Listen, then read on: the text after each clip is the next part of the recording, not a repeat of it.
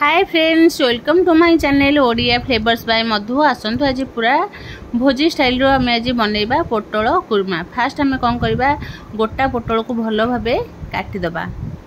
गोटा पोटल को भल भाव ये भाव आम काटा। पोटल गोटा भी काटी पारे, मझिरू फाड़ करके जी जो स्टाइल चाहिए से भाव काटी पार। मुझे भाव पोटल को काटी देइछि। चाहिए गोटा पोटल काटी पारे, ना ये भाव काटी पारे। पोटल आलू मुझे काटी देइछि। एबे आमे गैस रे कढ़ई बसईदेवा। कढ़ई गरम होगा पर आम ए तेल दे देकी पोटल को छाणीबा को छाड़ीदेवा। एबे आमे सब पोटल तेल रे पकेकी भल भाव आमे आपको छाणीबा। पूरा पोटल जमती आमर पूरा सुखिकी पूरा एमती पूरा पूरा पूरा एमती आमर तेल रे जेतेबेले पूरा पूरा एमती एते एमती बड़ बड़ अच्छी से पूरा सॉफ्ट हो सेतबेले आमे छाणीबा जाके पोटल। एबे तादरे आमे 2 ରୁ 3टा आलू को एमती काटी देथिले आकु मध्य पोटल रे पकेकी भल भाव छाणीबा। पोटल आलू को भल भाव छाणीबा निहाती जरूरी, कहीं पोटल आलू आम जिते भलसे छाणीबा तरकारीटा सेते टेस्ट हम। पूरा भोजी भली भोजी रे जेमती हमर पोटल कुर्मा हुए से भली भाव आम पोटल कुर्मा जी बनइबा। देखंतु पोटल को ये भली भाव पूरा छाणीदबा। देखो जेमती हमर तेल रे पूरा बढ़िया से भासीबो। देखंतु आम केते बड़ बड़ पोटल पकेइथिले से केते छोट छोट हो जाइछि। जेतेबेले आमर पोटल आलू छाणी हो जिवो पूरा आमर हाथ को पूरा सॉफ्ट लगे से भली भाव आम पोटल को छाणीकी तापरे रखिबा। एबे देखंतु आमर पोटल छणा पूरा रेडी हो जाइछि। एमती आम छाणीकी अलग जगह रे रखिदबा। पूरा आमर जेमती आमर भोजी रे हुए से भली भाव आम छाणीदबा। एबे आम कढ़ी रे तेल सब बाहर करदबा। तेल बाहर कला पर गोटे स्पून आम तेल देदेबा। तेल दे सारा पर एबे आम 2-3टा तेजपत्र 2टा डालचीनी की एमती आम भांगिकी पकेबा। एबे आदरे पकेदेबा आम पंच फुटण। पंच फुटण आमर फुटीगला पर एबे आम गोटे स्पून जीरा पकेदेबा। जीरा फुटीगला पर एबे कौन करबा, आम आगुरु आम टमाटो दबा ना। एबे आम रेड चिली पाउडर दे दबा। ठीक है, तेल रे रेड चिली पाउडर दे देला पर कलरटा बहुत भल आसबो। एबे आम गोटे स्पून धनिया पाउडर गोटे स्पून जीरा पाउडर देकरी आकु कौन करबा, एबे आम टमाटर प्यूरी दे दबा। 2टा टमाटर को आम ग्राइंडिंग करके रखिथिले आकु दे देकी तेल रे भल भाबे आकु कसिबा।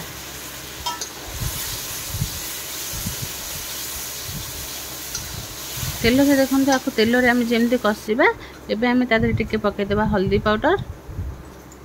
हल्दी पाउडर पके सारा पर आकु तेल रे भल भाबे कसिबा। देखंतु तेल रे हमर बढ़िया से कसिगला पर पूरा हमर मसला छाड़ी आसी। मसला रो तेल पूरा छाड़ी आसी। तेल छाड़ी सारा पर एबे आम दे देबा अदा पेस्ट। अदा पेस्ट देकी आउ टिके भल भाबे कसिबा।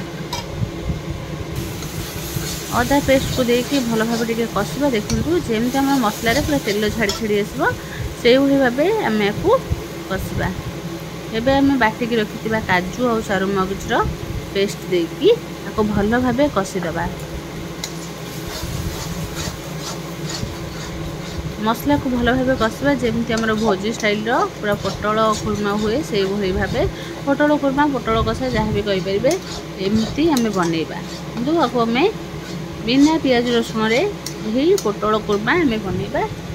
एबे आम काजू बाटी थिबा ग्राइंडिंग जार रे टिके पानी देकी मसला को भल भाव कषा को छाड़ी देबा। मसला आम कषिबा जो पर्यंत आमर मसला रू तेल छाड़िबो।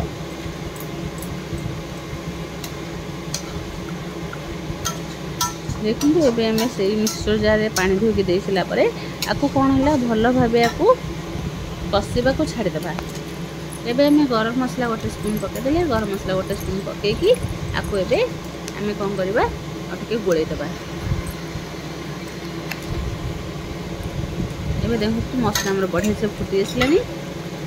एबे कौन करबा, छाणीकी रखिथिबा आलू पोटल को मसला रे पकेकी भल भाबे कसिबा। पोटल आलू पूरा हम जेमि हल्का हो जाइथिबो सेही भली भाबे आमे छाणीबा। पोटल जे पर्यंत कंचा कंचा थिबो बिल्कुल भी आमे तेल रु बाहर करबानी। तेल रे जे पर्यंत पोटल भासीबो तापरे आमे पोटल को छाणीबा। एबे आमे स्वाद अनुसार लूण पकेकी भल भाबे गोळेबा।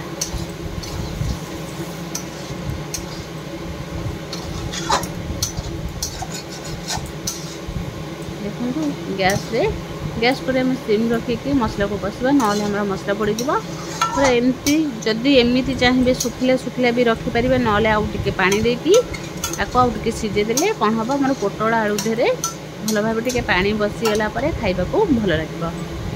एबे कौन करबा देखो आम 5 मिनिट पोटल कषला आम गरम पानी गोटे ग्लास दे गरम पानी गोटे ग्लास दे सारा पर या कौन करबा भल भाव गोले देकी या कौन करबा फुटवा को छाड़ीदे बिना पियाज रसुण रे जेकोसी ओषा व्रत रे भी या बनईकरी खाई पारे खाइबा को अरुआ भात सहित खाइबे भी बहुत भल लगे ना रुटी परोटा जहाँ सहित खातु बहुत बढ़िया लगे। एबे या कौन करबा घोड़े की 5 मिनिट छाड़ीदे 5 मिनिट पर एबे आम काढ़ी देखा देखु आमर केते बढ़िया से होइछि। एबे हमर पोटल आलू भी सीझीगलानी आपको एमती आम कौन करवा रखीदेला आमर ये बहुत सुखिला सुखिला हो गैस को बंद कर। एबे लास्ट को आम गोटे स्पून अमूल पाउडर देकी आउ टिके गोलेदेबा आउ टिके अमूल पाउडर देकी या भल भाव गोलेदेबा। अमूल पाउडर देले आर टेस्ट बहुत बढ़िया लगे खाइबा को बहुत बढ़िया लगे। एबे आम देखो बढ़िया से गोले सारापर एबे आम टिके कस्तूरी मेथी पत्र को एमती हाथ में क्रश करके पकईदबा।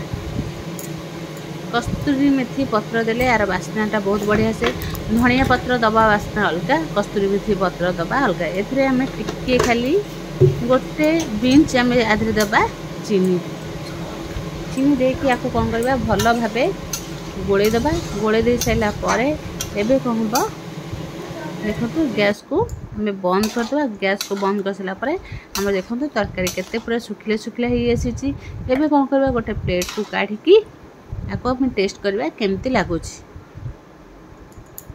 प्लेट को काढ़ी देखो आमर केते बढ़िया देखा खाइबा को तरकारी जिते भल देखा खाइया को पार्टी की बहुत भल लगे। ये सहज उपाय बिना पियाज रसुण रे पोटल कुर्मा घरे बनातु। जदि भल लगे लाइक शेयर कमेंट सब्सक्राइब निश्चय करूँ।